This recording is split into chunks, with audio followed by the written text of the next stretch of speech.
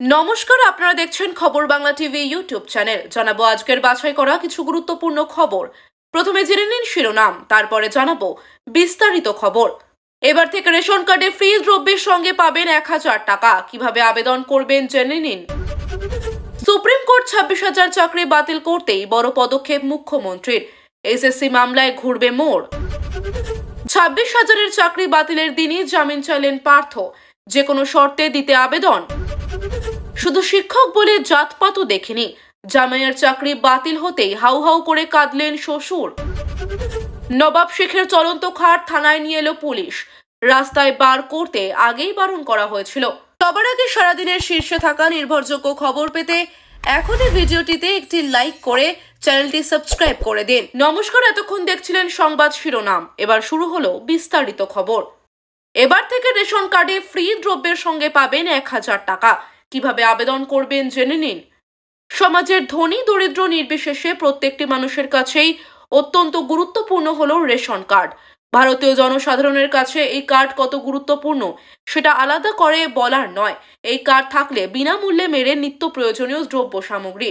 তবে এবার রেশন কার্ডের সাথে শুধু দ্রব্য সামগ্রী নয়, পাবেন কর করে 1000 টাকা। কিভাবে জানতে সম্পূর্ণ প্রতিবেদন পড়ে।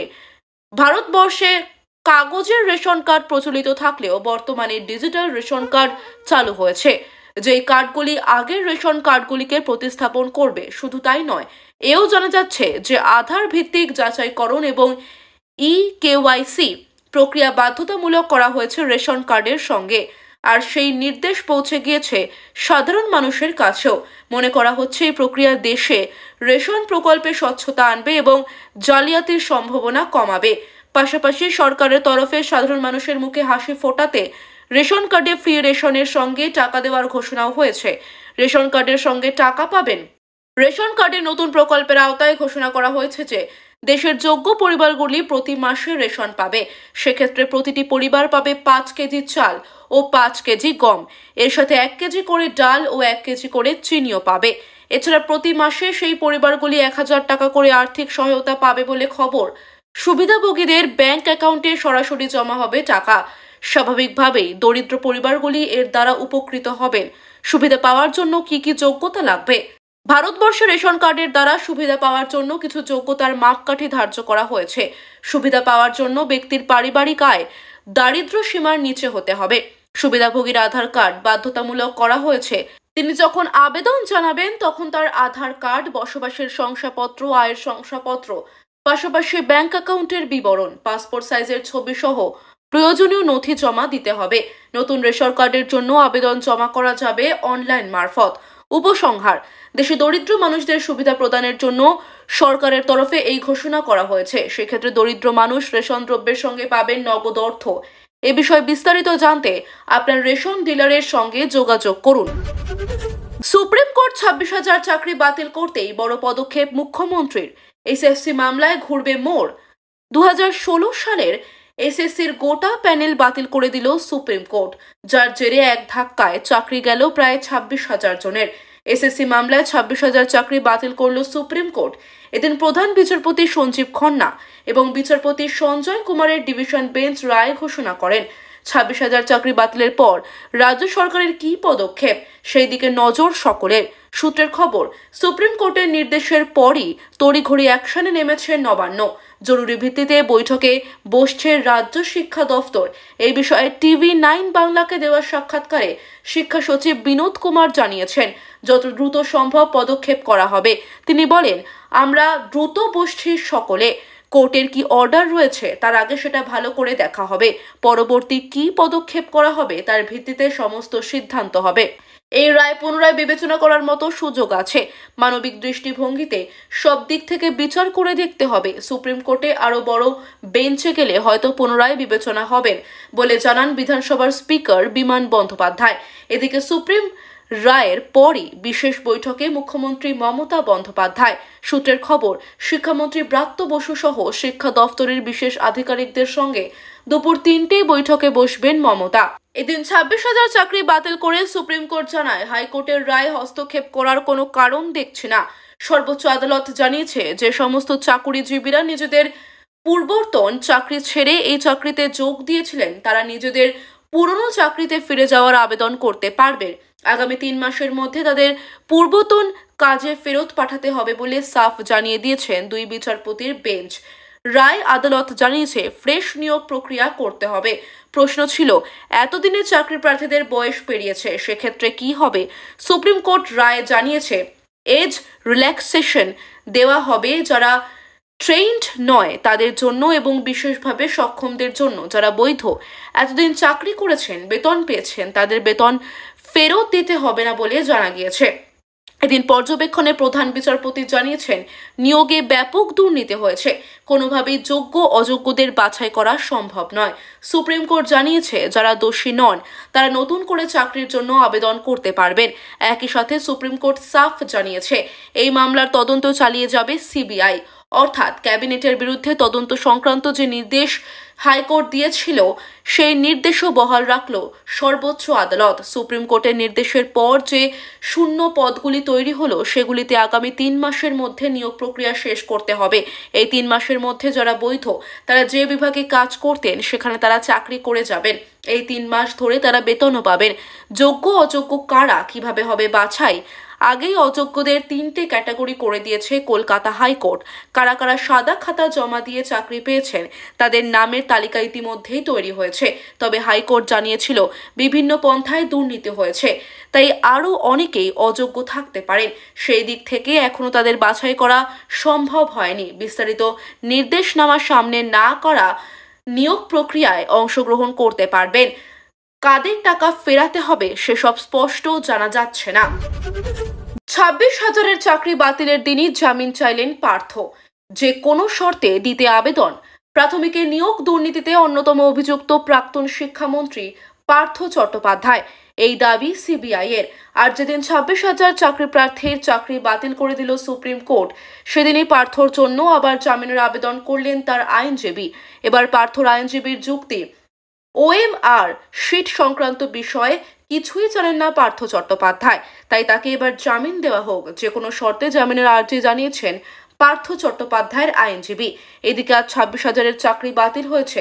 দুর্নীতির অভিযোগে 2016 সালের এসএসসির প্যানেল বাতিল করেছে সুপ্রিম কোর্ট। কারা যোগ্য কারা অযোগ্য তার পৃথকীকরণ সম্ভব নয় বলে জানিয়ে দিয়েছে শীর্ষ আদালত। তার জেরেই কান্নায় ভেঙে পড়েছেন চাকরিহারারা। এই রায় বের হওয়ার পরই আজ বিশেষ সিবিআই আদালতে জামিনের আবেদন করে বসেছেন প্রাক্তন শিক্ষামন্ত্রী পার্থ চট্টোপাধ্যায়। সেখানে প্রাক্তন শিক্ষামন্ত্রীর আইনজীবীর সওয়াল, আমার মক্কেল নির্দোষ, যে কোনো শর্তে জামিন দেওয়া হোক তাকে। যদিও আগে এই পার্থ চট্টোপাধ্যায়কে দুর্নীতির মাস্টারমাইন্ড বলেছিল সিবিআই। অন্যদিকে রাজ্যের প্রাক্তন মন্ত্রীর তৎকালীন অফিসার অন স্পেশাল ডিউটি আদালতে দেওয়া গোপন জবানবন্দিতে বলেছিলেন পার্থ চট্টোপাধ্যায়ের নির্দেশে যখন ওএমআর শিটের নথি নষ্ট করা হয়েছিল। আজ বিশেষ সিবিআই আদালতে পার্থর আইনজীবীর পাল্টা দাবি, এই বিষয়ে তার মক্কেল কিছুই জানতেন না। আর ওএমআর শিটের বিষয়ে সিবিআই যে চার্জশিট দিয়েছিল তাতেও তার মক্কেলের নাম ছিল না। তাই তার দাবি, পার্থ চট্টোপাধ্যায়ের বিরুদ্ধে সিবিআই যে চার্জশিট দিয়েছে সেখানেও কোনো অভিযোগের উল্লেখ নেই। আজ পার্থ চট্টোপাধ্যায়ের আইনজীবী বিপ্লব গোস্বামী আদালতে বলেন, আমার মক্কেল ওএমআর শিট নষ্ট করেননি। ওএমআর শিট নষ্টের ক্ষেত্রে তার কোনো ভূমিকা নেই। এছাড়া আগে একাধিকবার জামিন চেয়ে আদালতের দ্বারস্থ হয়েছেন পার্থ চট্টোপাধ্যায়। সুপ্রিম কোর্টেও গিয়েছেন কিন্তু জামিন মেলেনি। এবার ওএমআর শিটকে হাতিয়ার করে পার্থর জামিনের পক্ষে সওয়াল করেছেন আইনজীবী। নিয়োগ মামলায় ইতিমধ্যেই অনেকে জামিন পেয়েছেন। পার্থ চট্টোপাধ্যায়কে কেন এতদিনেও জামিন দেওয়া হচ্ছে না প্রশ্ন তুলেছেন তিনি। আইনজীবী বিপ্লব গোস্বামীর সওয়াল, আমার মক্কেল 2.5 বছরের বেশি সময় ধরে জেলে রয়েছেন। এই মামলার পরেই গ্রেফতার হয়েও অনেকে জামিন পেয়েছেন। সিবিআই আমার মক্কেলকে জেলে গিয়ে কোনো জিজ্ঞাসাবাদ করেনি, যে কোনো শর্তে তাই জামিন দেওয়া হোক। তখন বিচারক শুভেন্দু সাহা প্রশ্ন করেন সিবিআই এর আইনজীবীকে, আপনাদের নতুন করে কিছু বলার আছে? জবাবে সিবিআই আইনজীবীর বক্তব্য, না, আমাদের কিছু বলার নেই। শুধু শিক্ষক বলে জাতপাতও দেখিনি।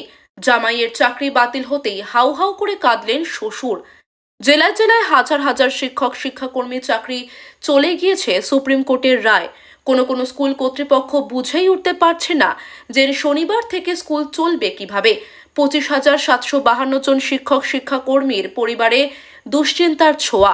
একই পরিস্থিতি নদিয়ার শিবু চট্টোপাধ্যায়ের পরিবারে রাস্তায় দাঁড়িয়ে হাউ হাউ করে কাঁদছেন তিনি, কারণ সুপ্রিম কোর্টের রায়ে তার জামাইয়েরও চাকরি বাতিল হয়ে গিয়েছে। নদিয়ার শান্তিপুরের বাসিন্দা শিবু চট্টোপাধ্যায়, তার জামাই শিলিগুড়ির একটি স্কুলে শিক্ষকতা করেন। এদিন যাদের চাকরি বাতিল হয়েছে সেই তালিকায় নাম আছে সেই জামাইয়ের। শ্বশুরের দাবি তার জামাই অত্যন্ত সৎ, মেধাবীও। তিনি কোনো দুর্নীতির সঙ্গে যুক্ত থাকতে পারেন না বলেই দাবি শিবুর। বছর 3 আগে মেয়ের সঙ্গে ওই ব্যক্তির বিয়ে দেন শান্তিপুরের এই বাসিন্দা। তার এক 9 মাসের নাতনিও আছে। কাঁদতে কাঁদতে শিবু বলেন, 9 মাসের একটা মেয়ে আছে, তাকে কি খাওয়াবে সেটাই ভাবছি। তিনি আরও জানান, ব্রাহ্মণ নয় বলে ওই পাত্রের সঙ্গে মেয়ের বিয়ে দিতে আপত্তি ছিল তার, কিন্তু তা সত্ত্বেও শুধুমাত্র পাত্র সরকারি চাকরি করে বলে রাজি হয়েছিলেন তিনি। কিন্তু সেই চাকরিও আর রইল না, তাই আর কোনো সান্ত্বনা খুঁজে পাচ্ছেন না শিবু। নবাব শেখের চলন্ত খাট থানায় নিয়ে এলো পুলিশ। রাস্তায় বার করতে আগেই বারণ করা হয়েছিল। ডোমকলের শম্ভুনগরের বাসিন্দা নবাব শেখের তৈরি চলমান খাট থানায় নিয়ে এলো পুলিশ। খাটের ছবি সোশ্যাল মিডিয়ায় তুমুল ভাইরাল হলেও এখন সেটি সমস্যার কারণ হয়ে দাঁড়িয়েছে তার জন্য। পুলিশের নিষেধাজ্ঞার পাশাপাশি কপিরাইট সমস্যাও জড়িয়েছেন নবাব। ঈদের দিন নিজের হাতে তৈরি করা অভিনব এই চলমান খাট নিয়ে রাজ্য সড়কে ঘুরতে বেরিয়েছিলেন মুর্শিদাবাদের নবাব শেখ। সেই ভিডিও সোশ্যাল মিডিয়ায় নিজের চ্যানেলে শেয়ার করা মাত্র মুহূর্তেই তা ভাইরাল হয়। নবাব শেখ বলেন, দীর্ঘ 1.5 বছর ধরে পরিশ্রম করেছি। 2,15,000 টাকা খরচ করে এই চলমান খাট তৈরি করেছি। মানুষকে নতুন কিছু করে দেখানোর স্বপ্ন ছিল, কিন্তু এই সৃষ্টি এখন তার জন্য হয়ে দাঁড়িয়েছে বিপদের কারণ।